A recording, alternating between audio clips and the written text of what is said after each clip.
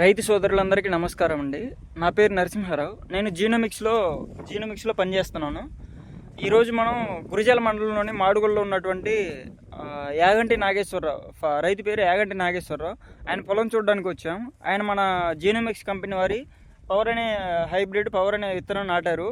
పంటకాలం వచ్చేసి ఈ రోజుకి 90 నుంచి 100 రోజుల పంటకాలం.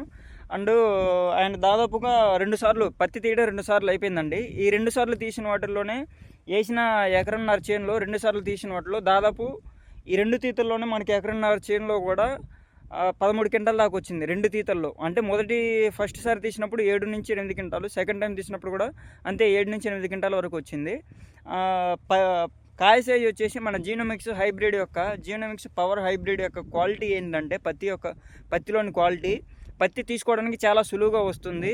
అండ్ ప్రతి కాయకు కూడా 5 పచ్చాలు ఉంటాయండి. ప్రతి కాయకు 5 పచ్చాలు ఉంటాయి. అందులోనూ ప్రతి విడికి కాయలోనే ప్రతి విడికి దాదాపుగా 7 నుంచి 8 కాయలు, 8 విత్తనాలు లేదా 9 విత్తనాలు కొన్ని వాటిల్లో ఉంటాయి. అంటే ఒక్కొక్క కాయకు వచ్చేసి దాదాపుగా 40 విత్తనాలు, ఒక కాయలో దాదాపు 40 విత్తనాలు ఉంటాయి. దీనివల్ల ఏంటంటే మనకి ఉపయోగం ఏంటంటే దీనివల్ల పత్తి కాటకి బాగా వస్తుంది అండ్ అధిక దిగుబడి వస్తుంది. మనం ఇతర సాధారణ పత్తి రకాలతో పోల్చుకుంటే మన జీనోమిక్స్లోని పవర్ అనే హైబ్రిడ్ అధిక బరువు, పత్తి నాణ్యత అట్లానే పత్తి తీయడానికి చాలా సులువుగా ఉంటుంది.